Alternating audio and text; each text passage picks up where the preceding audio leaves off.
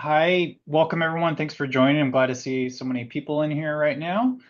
Um, Once again, this is covering the Agricultural Energy Saving Action Plan. Quick agenda here. The purpose of this is it's been a while since we've kind of gone over the program at a high level, and then we'll also cover some things as far as um, what some changes that might be coming in 2026, and then also have an opportunity to for people to ask questions, and I can help answer any questions that might come up. Quick introduction for myself. My name is Andy Gustafson. I am the program manager for the ASAP program. I'm also an engineer, and I also develop projects as well. And I'm glad you guys are here once again. We also have on the call, we have Sarah and Brooke that are also on from our marketing team that are going to be helping throughout this presentation. Once again, we'll just go over the program, the offerings, give some examples, go over some of the different resources and things that our program can offer. Talk about some stuff for next year, and then also the Q&A like we talked about. Um, if you have a question, feel free to put it in the chat, or you can raise a hand, things like that. But I think chat's preferred, and then we'll have a whole opportunity at the end for questions and stuff as well. So our program name is ASAP, the Agricultural Energy Savings Action Plan. But who are we? We are TRC. Our company name is TRC.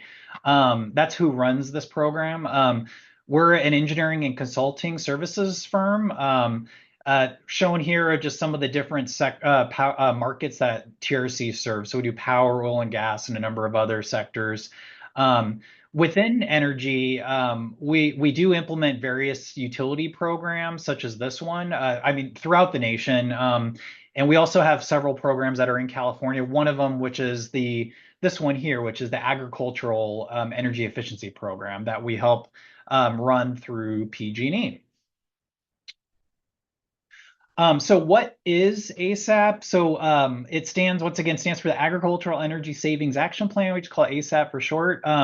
What we offer is prescriptive deemed rebates, custom incentives, and financing options for energy saving projects. So this involves retrofitting existing equipment or installing new equipment that's more efficient than, say, like the standard option that's out there.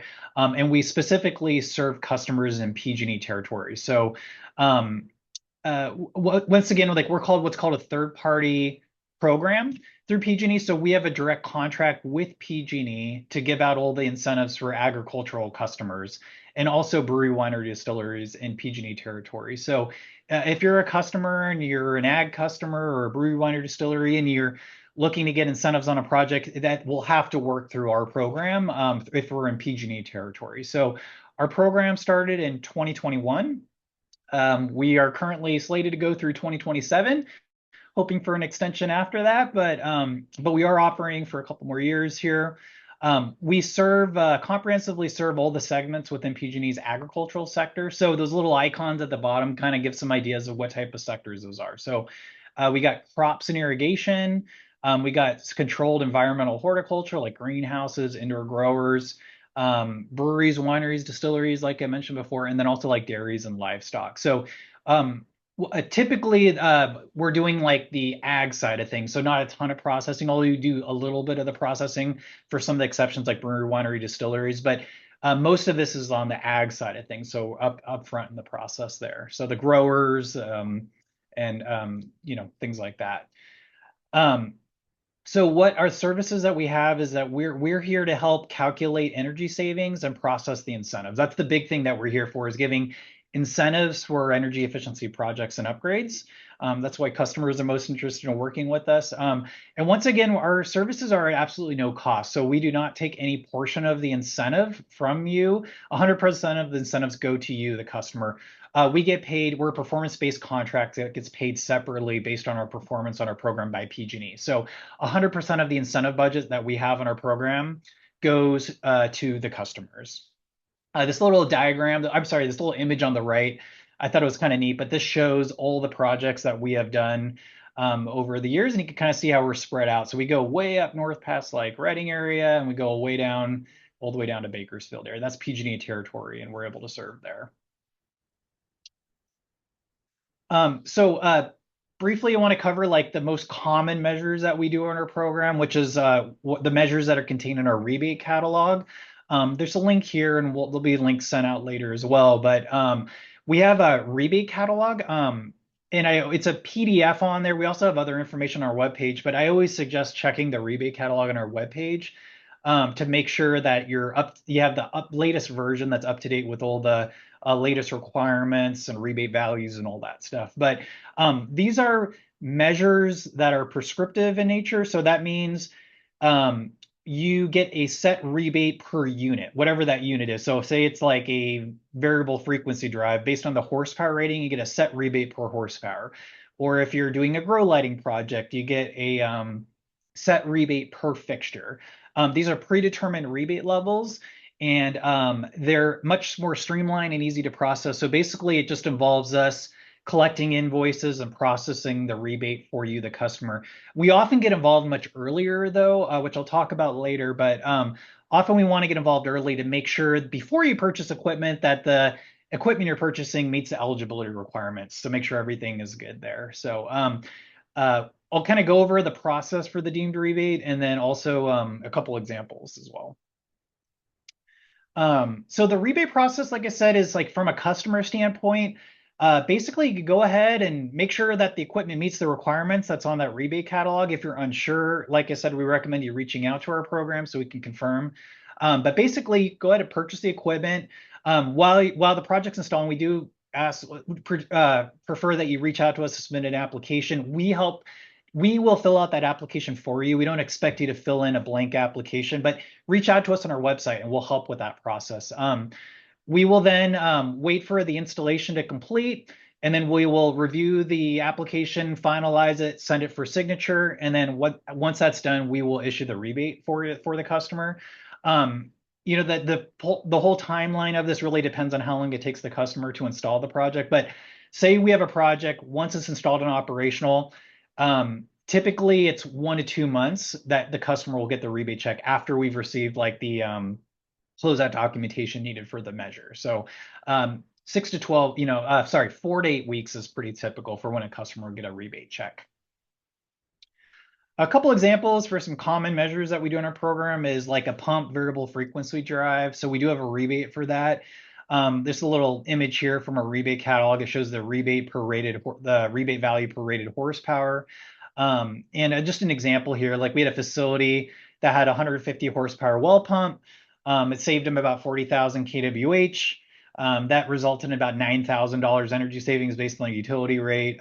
We gave them a rebate of over $1,000, and that resulted in about a 3-year payback. So there's different, depending on the utility. The biggest driver here is often like the utility rate and what the payback will be. But we're happy to do a little payback analysis if you have a quote for a drive or any sort of project, and then we can help you see if it's a good payback or reasonable amount of savings for the customer to want to move forward. Like we can help do that engineering sort of analysis there. Another sector we serve a lot of is the dairy sector. So we do a lot of like, for example, like dairy fans and VFDs on the the circulation fans and ventilation fans for cooling the cows. And it's a pretty large portion of our program, about 15% of our program. A lot of savings come from the dairy sector. So we have rebates for replacing fans or putting in brand new fans. So if there's a barn stall where they don't have any fans and they want to add fans, we can still give rebates for that. So like I mentioned earlier, like it's good that customers and folks know that it's not just replacing equipment.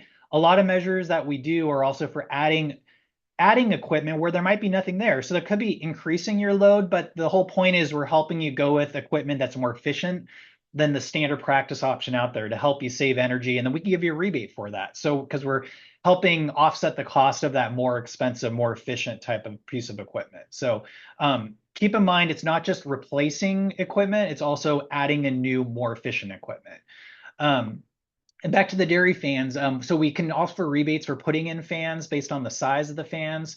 They typically go up to about $80 per fan. And then we also have a VFD. So you add a VFD with these fans, you can get up to $80 per rated horsepower. So you could have like one VFD controlling multiple fans. You add up the total horsepower of those fans, and you can actually get a pretty sizable rebate for that. So an example here is We worked with a dairy customer near Fresno. They put in 600 of the smaller fans, 36-inch, and they saved almost half a gigawatt hour, half a gig of energy savings.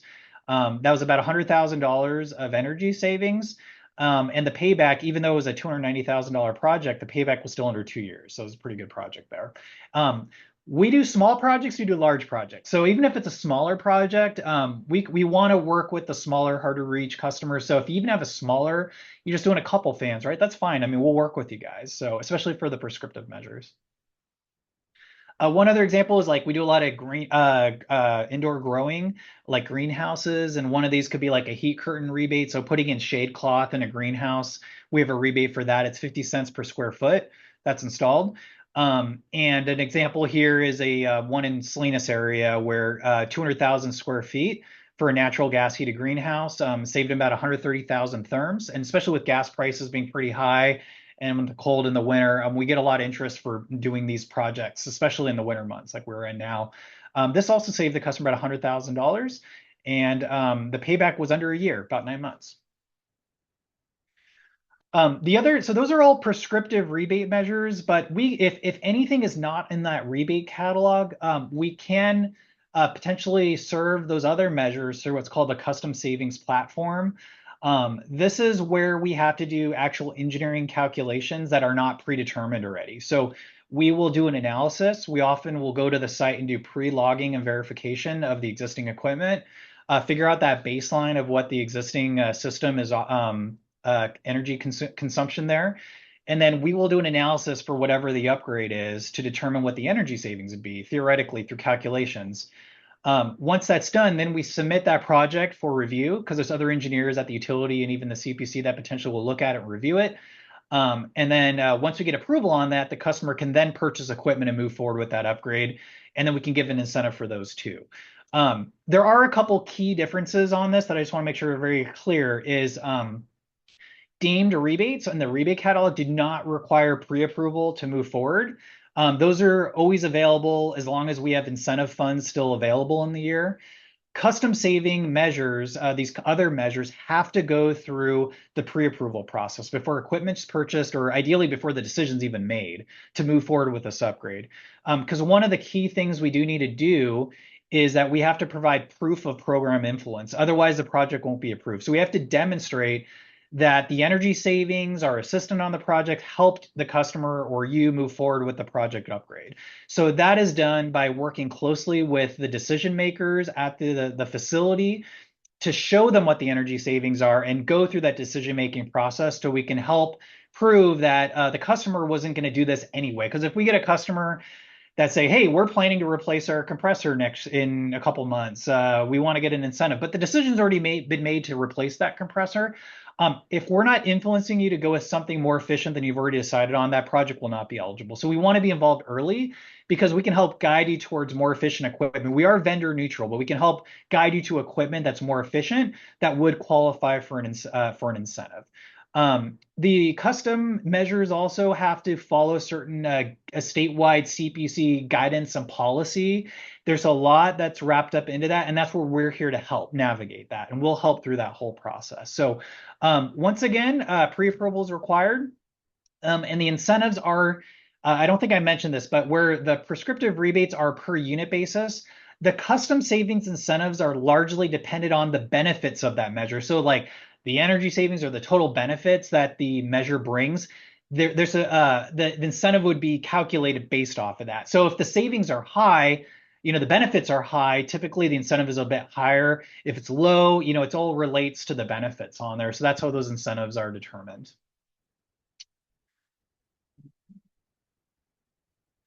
Well, one other new thing that started this year and is continuing on through next year is a new offering we have for integrated demand side management with our program. What this basically is helping incentivize for demand response programs. So if someone's not sure what a demand response program is, those are programs where customers get paid to reduce or shift their electricity during peak times for like grid emergencies and things like that. There are incentives available to incentivize customers to do this by helping stabilize the grid. So that could be like dimming your lights or reducing load at your facility. If you're able to participate on this, you can get additional incentives. So what our program's doing is offering additional incentives for signing up for some of these programs, in addition to the incentives that are already available for demand response programs. So you can really stack up the additional incentives for this. And the main reason we're doing this is we do find that a lot of customers are not aware of some of the demand response incentive programs that are out there and the benefits that they can get for doing that. So we're really wanting to integrate it with the program and helping incentivize customers so that they're aware of these opportunities and tied into the energy efficiency side of our projects we do, so that we can kind of wrap this all up into one package. And you might get a rebate or an incentive on upgrading equipment, but if you also sign up for a demand response program, you can get even more incentive. So we help highlight to the customers to see if that's a good fit. There is a program, a demand response program, that is non-penalty. So this has gained a lot of popularity because there really isn't a downside to the customer. You get more incentives, and there isn't like a penalty to you for signing up. So there's a lot of interest, and we'll help educate on the different programs that are out there to find the program that's the best fit for you. So once again, we're really trying to educate the customers and integrate the demand response and demand side management offerings that are available to the customer so they know about it. So what are some of these demand response incentives that we can offer to customers?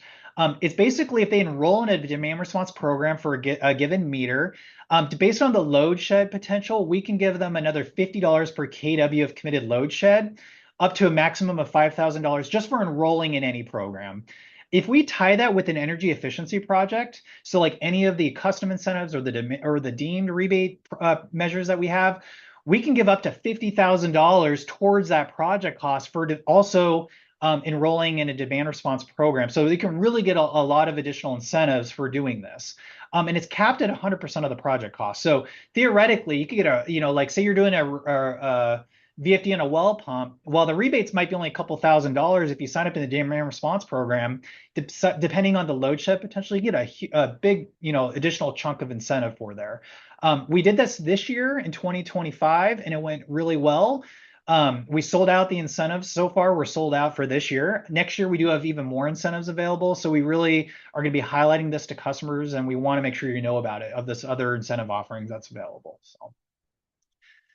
So we've got the excuse me, the enrollment incentive, and then we also have the equipment incentive. So how would this work with the energy efficiency project? So an example here is you have a 200 horsepower irrigation pump, like a VFD, which is a common measure we do.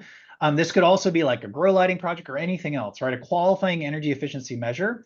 Say the project cost in this example is $50,000 to put the VFD on that pump with like a harmonic filter. It might be about $50,000. You can get an enrollment bonus. This would be based on the load shed potential. It's about 150 kW demand for this size pump. So $50 times that, you get a $5,000 capped enrollment bonus. You get the $1,800 rebate, the regular prescriptive rebate for it. You also can get the technology incentive, which would be another $30,000 based on that load shed potential, and the $200 per kW incentive for that. So adding all these up, you get $36,800 of incentives, which typically in this scenario was an under a tier payback for a VFD project. So this is just one example of how you can stack the multiple incentives. And on top of this, when you enroll into that demand response program, they also give incentives for if you participate in an event. So you can really get a lot of great benefits for this. And we're really excited to offer this as a new thing this year and continuing on into next year. So I want to pause for a minute. Got about 9 minutes. We will stay longer for Q&A if you have any other questions, if you want to stay a bit longer, and if there's any questions you might have. But some 2026 updates coming up is we are going to have rebate catalog changes coming for our prescriptive rebates. I've seen about 10 revisions to work papers, a lot of revisions taking place in 2026. There are a handful of those that I've heard have delays. So what this means is on January 1, we'll have a new rebate catalog posted. If we're able to get out earlier, we'll try to do that, but we're really waiting on when we get those approved work paper values from the CPUC. Once they fully approve those, then we'll be able to add them to our rebate catalog and post them and share the news. But we don't know those updates yet. They're not approved yet. So we're waiting right now to do that. But as soon as we have that, ideally, we're hoping by January 1, we'll have a new catalog with everything on there, if not sooner, that shows all the changes to the rebate catalog. One of the big changes coming is grow light rebate, the grow lighting change. We are expecting that there'll be a higher efficacy requirement on that and possibly some other requirements, but we don't know for sure yet. But we're hearing through the grapevine the efficacy value is going up. So if you have a grow lighting project, that you're thinking of for next year, if you haven't already ordered equipment, we would highly recommend, if the rebate and incentive for that is critical, that if you're able to, maybe wait and see what the efficacy requirement is to make sure it qualifies. If not, if you proceed, that's fine. Just know that there's a chance that project, the equipment you purchased, might not qualify next year. As soon as we know those requirements, we'll let you know. Some of these changes and benefits might impact rebate levels as well. So as soon as we get those values, we'll know what the rebate levels will be, and we'll be able to post those. Some of the rebate impacted rebates is floating head, the floating head measure, the refrigeration measure in our catalog. We've heard there's some delays with that one. We're hoping it'll be live on January 1, but we're keeping our eyes on it. The water pump replacement measure, we also heard has some delays. It's not a very common measure in our program, but it's a clean water pump replacement measure. That one we've heard has delays, and then the grow lighting as well. We've heard that they're hoping at least 2 of these will be ready to go on January 1, but we're still waiting for that formal approval. So I just want to highlight that. Another update for next year, it's actually, we're excited about, is on-bill financing. So there's a change coming where they're increasing the loan limits from $4 million up to $6 million, and also up to $400,000, depending on the type of project. If you're doing an incentive with OBF loans, it's still only up to $250,000 loan. If you go over $250,000 loan, you forfeit the incentive. But that's great news. You're able to go up to $6 million for a loan on those. And this is 0% interest. So I'll cover that briefly on the upcoming slide. We're also going to have some upcoming changes to our website. We're going to have a frequently asked questions page, an FAQ page coming, where commonly asked questions, anything comes up on this call or the ones we see day to day. I mean, we're going to put a page on there. So hopefully there's a resource for people to look at. We're also going to have some updated measure calculators on our webpage for common measures. So if you're interested, or a vendor or a customer is interested in what the savings potential is or rebate, you can go on there and kind of see what the benefits are for some of these measures. So briefly on financing options. So we have what we just mentioned as on-bill financing. These are 0% interest loans where the loan is paid off through the utility bill. So the energy savings pays off that loan on 0% interest. This is gaining a lot of popularity with customers because it's 0% interest loan, right? And this and it's the energy savings pays it off. So the way it works is if you do a project, you get an on-bill financing loan. The energy savings are determined, and those energy savings are what pays off that loan every month. Once that loan is paid off, then the customer would realize those energy savings. So it's not looked at as like a typical loan. So a lot of customers like it because it's not like it doesn't look badly on like their on the financing side of things. And once again, the loan limits are going up to $6 million. Those are pretty large dollars that are available for that. I think I covered pretty much on there. So your utility bill shouldn't increase. Basically, it'll stay the same. But then once the energy savings pay that off, then you still the utility bill lowers, and then you realize those savings. So that's how that works. I think this is my last slide, and then we'll do some Q&A. But kind of just covering the application process, like how this works. So for like deemed rebate projects, like from our rebate catalog, it's really simple. You can just reach out to us on either on our website email address or our website form, or you can call us through our main number on our website. Let us, if a project's already been done, you can give us a copy of the paid invoice and any of the documentation that's needed. Excuse me. Pictures of installation, stuff like that. We'll fill out the application and paperwork for you. Once again, we do not expect the customer to fill out a blank application. We'll do that for you because there's stuff on there that you won't know what to fill out as far as like the measure code and the claimable savings and all that stuff. So we fill that out for you. We send it out for signature. Once we get the signature, then you get the check in like just a few weeks after we turn it in for processing. So 4 to 8 weeks after we get the application is typically when the check would come. Once again, a reminder for custom project opportunities, anything that's not a deemed rebate, we need pre-approval and early intervention on those projects. So what we would say is just contact us as soon as you have an energy efficiency opportunity identified. before a decision has been made so that we can work with you to determine the energy savings eligibility, get that pre-approval on those projects. So, but that's basically it. Reach out to us and then we'll help you through the process. We've got a team of engineers and outreach and biz ops folks that will help through this whole process. Contact information and any questions you might have. Once again, here's our program email address and our 1-800 number and our website here as well. So I really appreciate you guys joining for just kind of a refresher and a brief overview of some of the changes coming on our program. But I would like to pause to see if there's any questions either in the chat or if anyone wants to come off mute and we can answer any questions you might have on our program. Thanks, Andy. I'm Yeah, seeing a question in the Q&A. you They're do. asking if we do anything with solar. We do not. So there's a different resource for you for solar that would come from someone outside of. We just do the energy efficiency retrofit and energy savings on that side. We do not do renewables. We do have we do some stuff with like electrification measures that we're interested in, but not renewables. If you do, I would recommend reaching out to your it's called your BES, your PG&E BES account representative. If you don't know who your PG&E account rep is, you can just reach out to us and we'd be happy to put you in touch with someone that can help you with those questions. But that is not something that our program supports. Any other questions, Sarah, in the chat or? I'm not seeing any others, but if folks want to type a question or if you want to raise your hand, I can unmute folks who'd like to ask verbally. Great. Yeah, we'll give it a minute or so. Don't be shy if there are any questions or concerns. I'd also really love to hear about ways our program can help you more. So if anyone on the call sees a need in at your facility or in the ag space that maybe is not being addressed, and we would love to get that candid feedback and see if that's something that our program can help more in the future. So just throwing that out there as well.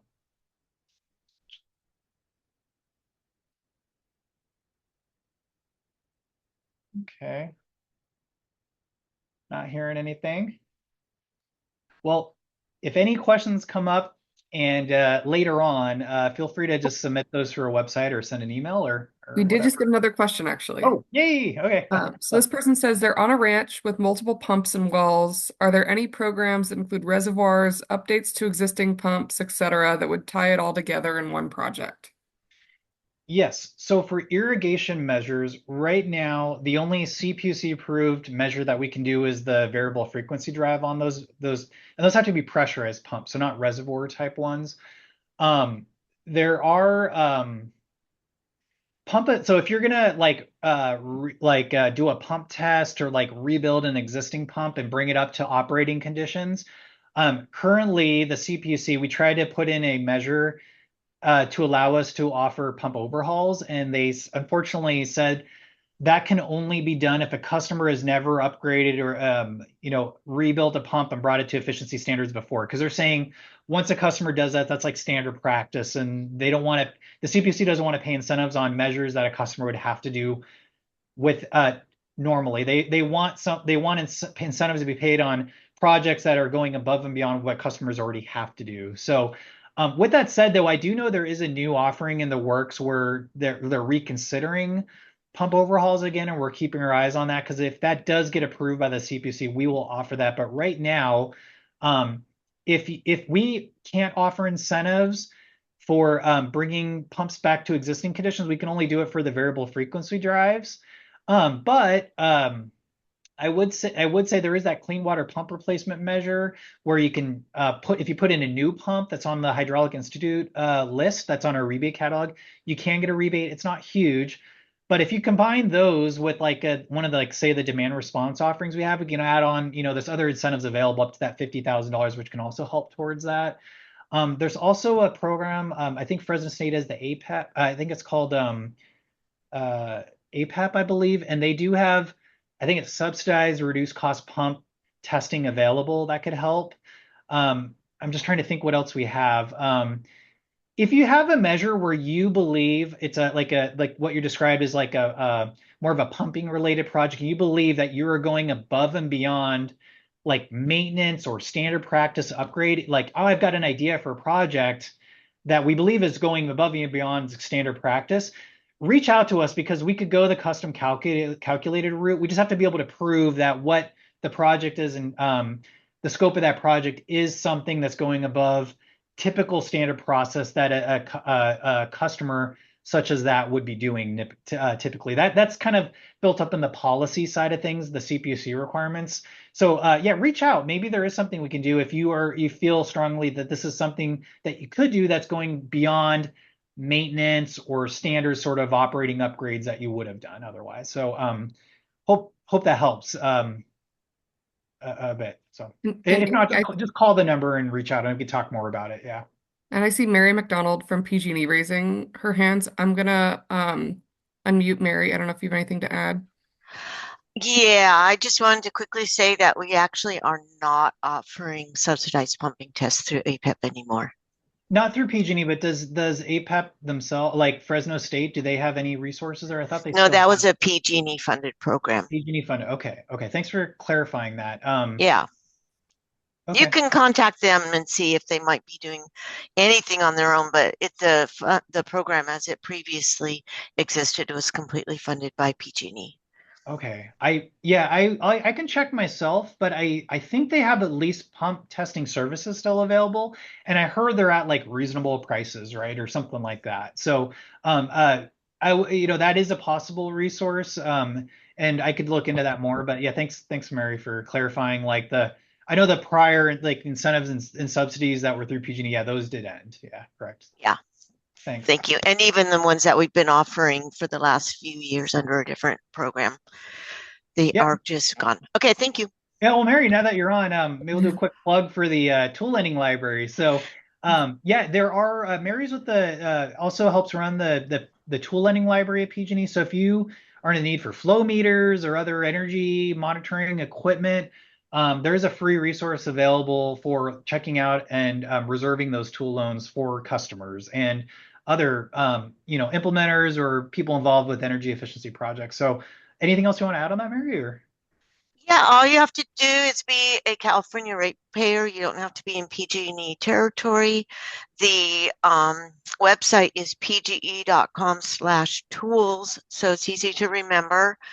And as Andy mentioned, we have the flow meters. We do have power loggers. So, like if you're wondering how much that pump is using or how much whatever system your grain dryer is using, although that might be gas. Anyway, whatever system, you can submeter it with our power meters. And then a lot of people are having power quality issues these days. And we do have power quality analyzers, both by Summit Technologies and by Fluke. And I'm just contracting with somebody now to do a power quality class this spring. great. Yeah, that might be of interest for some of the VFD harmonics issues concerns that we've been hearing. So thanks. Um, Also, a note that while that equipment's available, know that our program is here, free services once again, to help with those logging, right? So most of the engineers on our team are very much aware of how to use a lot of this data logging equipment. And while we won't install it ourselves, we can definitely help guide you and help you understand the process of installing or at least making sure we're putting them in the right areas, things like that, to help quantify the savings. So we're happy. We work great alongside with Mary to help with those data logging needs. So yeah, thank you. I'm seeing one more question in the Q&A. So this one is, do you have anything to help with grain bin dryer or storage electrical costs? Yes. The one thing with we want to make sure, so our program is bound by NAICS codes. So we want to make sure that you're an ag NAICS code customer. We do work with customers, with grain customers. So I think we should be fine there, but we would want to check your service account information to make sure we could serve you. So reach out for that. But yeah, we do have anything that could save energy as long as we're going above. It's not on the rebate catalog specifically. We do have some VFD Baghouse, like we've done some Baghouse projects with grain customers that are on our rebate catalog, but for other like measures that aren't on there, there is custom calculated, and we can help with that process. So if you have an energy efficiency upgrade in mind, or if even if not, if you want us to come out or give you a call and we could talk through what is the large energy consuming equipment at your facility. Our engineering team, I mean, we could walk through that and maybe give some ideas on where you could save some energy. And as long as it's something going above and beyond like standard practice options, then we're helping influence you to do that. Then we should be able to there could be incentives available for that. So I would say it's kind of unique. That would probably be the custom calculated approach, and to really determine if it is eligible for incentive, we would need to talk and figure out what the upgrade potential is. So please reach out to us on either our website or the contact information here, and we'll be glad to talk through that and help. Any other questions in the chat or hands up? We got time if there's anything else. I'm not seeing anything else. I did just drop in the contact form link in the chat too, so if folks think of things later, you can always reach out via the form. Yeah, I would say too, we do have I believe we have a mailing list. So if customers want to stay up to date on, say, the rebate catalog or any other changes that come to our program, if you want to put your email address in there, you'll be added. You'll get some updates on our program updates things as they occur. So don't feel like you have to wait, till later next year for another webinar refresher or anything like that or update. You can be on our mailing list, and we can also send out information there too. So, all right. Anything else? We good? Looks like you've answered all the questions. Okay. Well, thanks. Thank you again for joining, and please reach out. And we're really looking forward to working with you guys all through next year and the coming years. So thanks again, and yeah, hope you guys have a great rest of your day. Thanks.